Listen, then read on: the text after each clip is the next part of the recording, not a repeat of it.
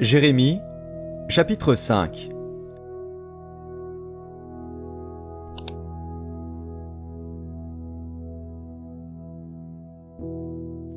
Parcourez les rues de Jérusalem, regardez, informez-vous, cherchez dans les places s'il s'y trouve un homme, s'il y en a un qui pratique la justice, qui s'attache à la vérité, et je pardonne à Jérusalem. Même quand ils disent « L'Éternel est vivant », c'est faussement qu'ils jurent. Éternel, tes yeux n'aperçoivent-ils pas la vérité? Tu les frappes, et ils ne sentent rien. Tu les consumes, et ils ne veulent pas recevoir instruction. Ils prennent un visage plus dur que le roc, ils refusent de se convertir. Je disais, ce ne sont que les petits, ils agissent en insensés parce qu'ils ne connaissent pas la voie de l'Éternel, la loi de leur Dieu. J'irai vers les grands et je leur parlerai, car eux, ils connaissent la voie de l'Éternel, la loi de leur Dieu. Mais ils ont tous aussi brisé le joug, rompu les liens. C'est pourquoi le lion de la forêt les tue, le loup du désert les détruit. La panthère est aux aguets devant leur ville.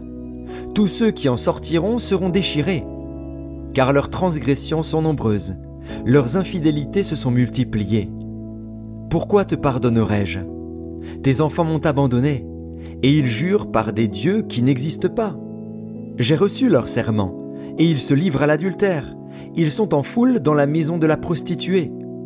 Semblables à des chevaux bien nourris qui courent çà et là, ils hennissent chacun après la femme de son prochain.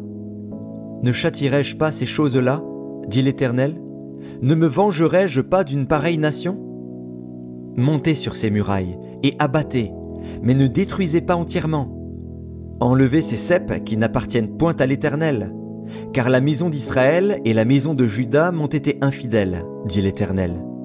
Ils renient l'Éternel, ils disent « Il n'existe pas, et le malheur ne viendra pas sur nous, nous ne verrons ni l'épée, ni la famine. » Les prophètes ne sont que du vent, et personne ne parle en eux. Qu'il leur soit fait ainsi. C'est pourquoi ainsi parle l'Éternel, le Dieu des armées.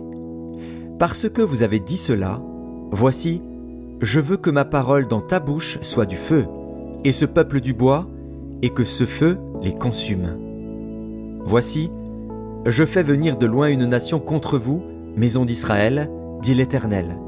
C'est une nation forte, c'est une nation ancienne, une nation dont tu ne connais pas la langue, et dont tu ne comprendras point les paroles. Son carquois est comme un sépulcre ouvert, ils sont tous des héros. Elle dévorera ta moisson et ton pain, elle dévorera tes fils et tes filles, elle dévorera tes brebis et tes bœufs, elle dévorera ta vigne et ton figuier. Elle détruira par l'épée tes villes fortes dans lesquelles tu te confies. Mais en ces jours, dit l'Éternel, je ne vous détruirai pas entièrement. Si vous dites alors, pourquoi l'Éternel, notre Dieu, nous fait-il tout cela?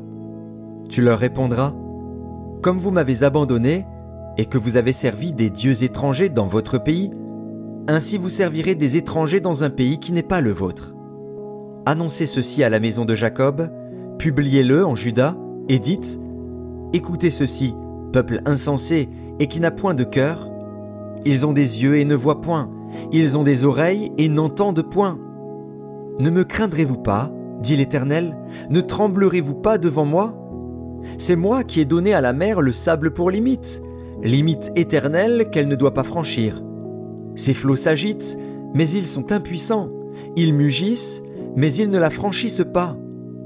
Ce peuple a un cœur indocile et rebelle, ils se révoltent et s'en vont. Ils ne disent pas dans leur cœur, craignons l'Éternel, notre Dieu, qui donne la pluie en son temps, la pluie de la première et de l'arrière-saison, et qui nous réserve les semaines destinées à la moisson. C'est à cause de vos iniquités que ces dispensations n'ont pas lieu. Ce sont vos péchés qui vous privent de ces biens. Car il se trouve parmi mon peuple des méchants. Ils épient comme l'oiseleur qui dresse des pièges. Ils tendent des filets et prennent des hommes. Comme une cage est remplie d'oiseaux, leurs maisons sont remplies de fraude. C'est ainsi qu'ils deviennent puissants et riches. Ils s'engraissent, ils sont brillants d'embonpoint, ils dépassent toute mesure dans le mal, ils ne défendent pas la cause de l'orphelin, et ils prospèrent, ils ne font pas droit aux indigents.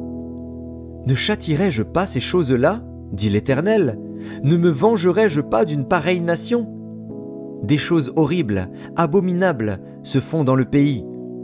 Les prophètes prophétisent avec fausseté, les sacrificateurs dominent sous leur conduite, et mon peuple prend plaisir à cela. Que ferez-vous à la fin?